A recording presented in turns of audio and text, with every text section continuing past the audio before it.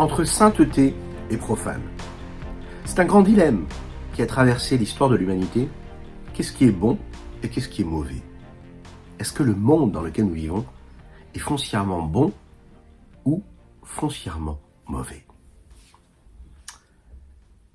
La vie, dans le monde dans lequel nous vivons et dans les différents domaines dans lesquels nous vivons, que ce soit dans le domaine de l'argent, du travail, de la famille, du couple, de la nourriture, des plaisirs que le monde peut nous offrir, des technologies, de l'évolution, dans les rapports humains, dans la culture et la création.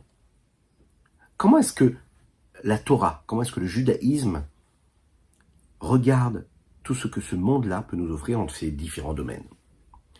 D'un côté, pour évoluer, l'homme a besoin de vivre dans un monde physique, matériel, il a besoin de travailler, il a besoin de fonder une famille, de manger, de boire, d'utiliser toute la technologie qui est à sa disposition. Et parmi tout cela, il y a chez cet homme-là un penchant fort pour la vie. Une tentation épicurienne, nous allons l'appeler comme ça. Et de par sa nature, il est attiré par tout ce que le monde peut lui offrir. D'un autre côté, on demande à l'homme de rester concentré sur son objectif unique, celui de se sanctifier, de s'attacher à Dieu, de faire de son existence un lieu de résidence pour Dieu ici-bas sur terre. D'être le moyen d'expression de cet attachement à Dieu à travers tout ce qu'il ressent, tout ce à quoi il pense, tout ce qu'il va dire ou faire. On lui demande de se détacher de ce monde-là. Oui, le monde peut lui faire peur. Cet homme saint a peur de ce monde qui s'offre à lui. Ça crée chez l'homme, chez chacune et chacun d'entre nous, un conflit, des remords, des remises en question. Ça crée en nous aussi cette nécessité-là d'être d'un côté séparé, coupé de ce monde-là, d'un autre côté vivre dans ce monde-là. Parfois on pense qu'un tzaddik, c'est quoi l'aspect d'un tzaddik? Il doit être pauvre, vivre avec dans une vétusté, dans une pauvreté, dans des moyens matériels primaires. Ou est-ce qu'un homme, non, doit vivre de manière spirituelle, mais tout en étant dans une forme d'opulence matérielle? C'est un dilemme qui est réel. Peu importe notre niveau de connexion à Dieu, d'implication et d'application de la Torah et des mitzvot, on est souvent confronté à ce dilemme-là. Alors c'est une question qui est réelle. Justement, vous savez, quand on a parlé des sujets dans les chapitres précédents, qui concerne ce qui est entre les deux. Vous savez, ce qui est bon et mauvais, potentiellement. Ce qui est neutre, ce qui vient de la klipat noga, l'écorce de noga, qui est constituée de ce bien, de ce mal. Etz Adaat, l'arbre de la connaissance. Ce fameux arbre de la connaissance. Qui est constitué du bien et du mal, c'est-à-dire tout ce qui est neutre, qui est permis, et qu'est-ce que tu vas en faire? Est-ce que tu vas faire quelque chose de bien ou de mal? De ce potentiel qui est à ta disposition, et donc de ce moyen d'expression que tu as à travers ton corps, à travers tes gestes et tes décisions que tu prendras. Il y a ce qui est interdit, ça, il n'y a pas de question, on doit s'en détacher complètement, mais il y a ce qui est permis. Et qu'est-ce qu'on fait avec toutes ces choses-là qui sont permises, qui sont à la disposition, qui ont été données, offertes à l'homme? Oui, mais c'est permis. Pourquoi est-ce que je ne pourrais pas en profiter? Oui, mais c'est permis. Pourquoi est-ce que je ne pourrais pas investir toute mon existence au plaisir permis? Ce qui est cachère. Pourquoi on me demande d'un autre côté d'être détaché de ce plaisir? Pourquoi est-ce que j'ai l'impression d'avoir cette frustration-là? Alors quel est le contact que je dois avoir avec tout ce qui m'est permis ici-bas sur Terre? Pour cela, la chassidoute est venue apporter quelque chose d'extraordinaire et rappeler en fait un principe de base qui concerne chacune et chacun d'entre nous dans le peuple juif. Nous sommes là pour sanctifier le monde. C'est le but essentiel de chacune et chacun d'entre nous. Vous savez que quand le monde a été créé, il est dit qu'Hachem a créé le monde afin qu'il soit fait. Asher bara Elohim la asot. C'est-à-dire que Dieu a initié un projet et que nous devons matérialiser ce projet. Donc en fait, on n'a pas autre chose à faire si ce n'est de continuer à matérialiser ce que Dieu a initié. On fait partie de ce grand projet divin. C'est-à-dire d'utiliser, de vivre dans ce monde-là à travers ce que le monde nous offre, dans tous les domaines, dans tout ce qui est permis, et de le sanctifier, de l'élever vers Akadosh Baruch Hu. de développer, de dévoiler l'étincelle divine qui se trouve dans chacune des situations qu'on va vivre, dans chacun des événements de notre vie, dans chaque objet, dans chaque aliment, dans chaque moment de vie. On doit se poser une seule question. Comment je sanctifie mon matin? Comment je sanctifie mon après-midi et ma soirée? Et surtout, ma nuit. Qu'est-ce que je fais de mon existence? Donc, on a un élément de réponse face à ce dilemme que nous avions. Est-ce qu'un tzaddik, est-ce qu'un homme doit se séparer du monde pour être sûr et dans la sainteté? La réponse est non. L'homme doit vivre, être ancré, être les pieds sur terre, ici-bas, sur terre physique, matérielle. Que ce soit au travail, dans la famille, dans tout ce que ce monde-là peut lui offrir. Il doit construire une famille. Il doit fonder un foyer. Il doit manger convenablement. Il doit être en lien social avec des personnes qui lui conviennent, qui correspondent à ses standards de vie spirituelle. Lorsqu'il va rencontrer son prochain, il a une nécessité d'aller échanger un mot de Torah, de sainteté avec lui. Voilà, la Torah nous dit comment vivre socialement. Tu t'es retrouvé quelque part, c'est que Dieu a fait, que la providence divine a fait que tu t'es retrouvé ici, dans ce moment-là, à ce moment-là précisément, que tu t'es trompé d'arrêt dans le métro, ou que tu t'es retrouvé dans ce rendez-vous d'affaires qui, tu as l'impression, ne t'a apporté rien du tout si ce n'est des problèmes, mais toi, comme tu es juif, et que tu sais que tu as une âme divine en toi, tu sais que Dieu t'a donné une mission sur terre, c'est de sanctifier le monde, donc tu vas te demander comment est-ce que je peux faire que cette situation, ce moment de vie, cet instant de vie soit complètement transcendé par cette nécessité-là de m'attacher à Dieu. Qu'est-ce que je vais pouvoir faire pour sanctifier ce moment? Que ce ne soit pas un moment banal. Le Rambam nous le dit, Maïmonide. Le fait que l'homme soit en bonne santé, ça fait partie du service de Dieu. On doit être en bonne santé. La chassidoute, elle précise quelque chose. Le Baal Shem Tov nous le dit. Attention, ne jeûnez pas, ne vous faites pas souffrir. Il y a eu des tendances dans la religion, à travers les générations, oui, où il y avait des personnes qui s'isolaient, qui jeûnaient, qui se faisaient du mal à leur corps. Parfois même, à notre époque, il y a des maîtres qui vont dire « oui, il faut jeûner ». Pas du tout. Le Baal Shem Tov est venu nous enseigner que non, pas du tout. Surtout à notre époque qui précède la venue de Mashiach, il ne faut pas se faire de mal. Notre corps, il faut le respecter. Tout ce que tu dois faire, tu dois le faire les Shem Shemaim pour Dieu. Tu dois, Bechol Derachecha Dahu, reconnaître et chercher Dieu, être dans la pleine conscience de Dieu dans tous les domaines de ton existence.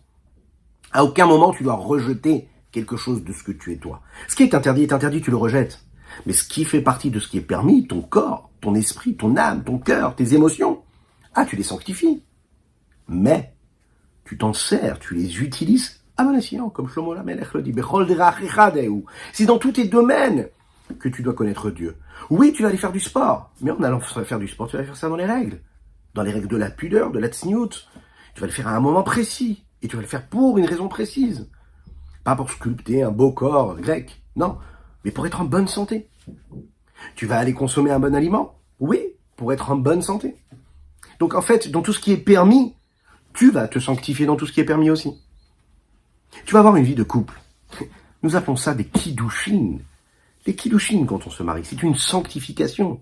Quand on comprend que la volonté de Dieu, c'est qu'il faut absolument fonder un foyer, qu'il faut avoir un foyer qui vit dans une forme de shalom bayit, la paix dans le foyer qui est nécessaire, et qu'on fait tout pour que notre maison soit dirigée selon la volonté de Dieu, selon les lois de la cacheroute, selon les lois de la sainteté, une maison qui est imprégnée de gdoucha, de sainteté, dans lesquelles il y a beaucoup de livres de Torah, dans lesquelles il y a de belles photos avec des tzadikim, dans lesquelles il y a une atmosphère de gdoucha, dans lesquelles les odeurs, dans lesquelles l'ambiance, dans lesquelles la musique qu'on écoute, ce qu'on regarde, tout ça c'est de la sainteté. Alors on a fait de notre demeure ici-bas matérielle et physique un lieu de résidence pour Dieu. Ici-bas, c'est ça la mission de Dieu, de l'homme ici-bas sur terre que Dieu lui a donné. On le dit, Ish ve'isha zachu shrina benehem, un homme et une femme ont eu le mérite, alors la shrina réside parmi eux. Mais comment est-ce que Akadosh Baruch Hu va résider dans un foyer? C'est quand on réussit à comprendre que tout ce qu'un couple peut vivre physiquement, il le vit dans la sanctification, dans la sainteté. Donc il vit tout, il éprouve tout, mais de manière saine, sainte et pure. Quand on travaille et qu'on est dans cet échange-là, quand on travaille, on va essayer de le faire de manière totalement saine.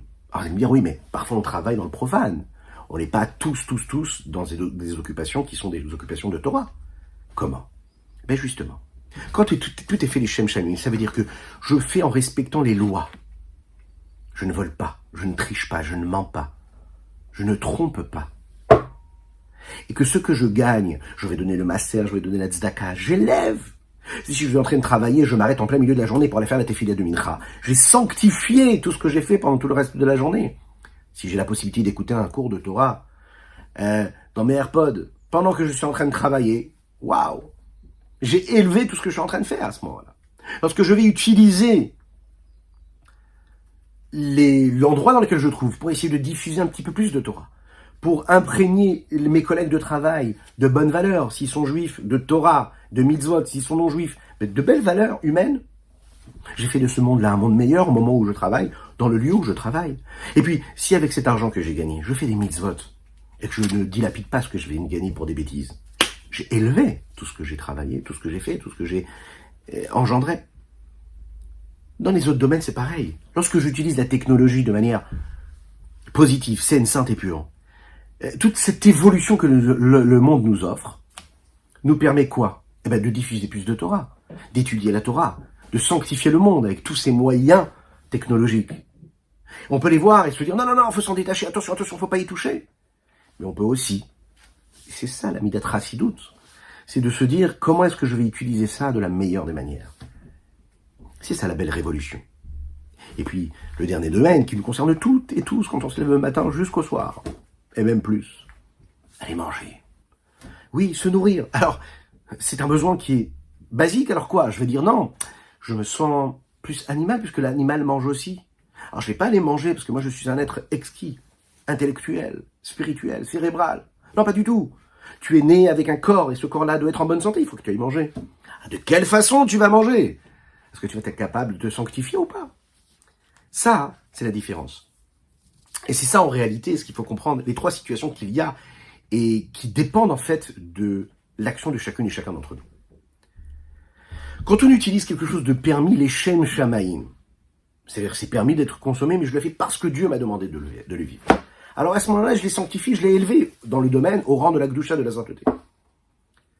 Quand j'ai utilisé quelque chose qui était permis pour mon moyen de subsistance, c'est-à-dire juste manger pour être en bonne santé, boire pour tout simplement être en bonne santé également, alors à ce moment-là, je n'ai pas sanctifié cela, mais je n'ai pas fait descendre ça dans le domaine de l'impureté.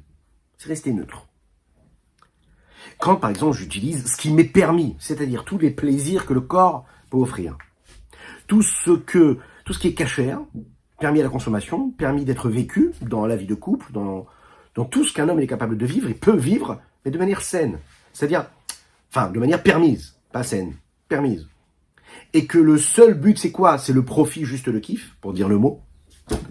Alors à ce moment-là, qu'est-ce qui s'est passé? Écoutez bien. Je l'ai fait tomber dans l'impureté totale. Et ça, c'est compliqué. Même si c'est permis à la consommation, même si c'est permis d'être vécu, je dois quand même bien garder ça en tête. Qu'est-ce que j'en ai fait? Est-ce que je l'ai sanctifié? Est-ce que je l'ai gardé neutre? Ou est-ce que je l'ai fait tomber dans l'impureté? Ce dilemme-là, des plaisirs, des choses qui sont permises, qui sont bonnes ou pas, c'est ce qui nous concerne chacune et chacun d'entre nous. Il y a un principe dans la Torah qui dit comme ça, Kadesh atzmecha bemutar alach. Sanctifie-toi dans ce qui t'est permis. Et si on regarde bien en hébreu, ce qu'on appelle mutar, ça peut être lu différemment et dire motar. Et motar, c'est ce qui est en plus en réalité. Ce qu'on a l'habitude de dire. Ce qui t'est, c'est un mot chassidique comme ça. Ce qui t'est interdit, t'es interdit. Ce qui t'est permis, c'est parfois en plus. Qu'est-ce que ça veut dire? Ça veut dire que c'est pas obligatoire. C'est pas parce que c'est permis que tu dois te vautrer et tomber dedans. Ça peut être permis, mais tu peux te sanctifier dans cela. Tu peux le vivre de manière subtile, raffinée, saine, sainte, pure. Pas juste dire, c'est permis, alors j'y vais, je fonce. Kadesh atzmecha bemutar lach.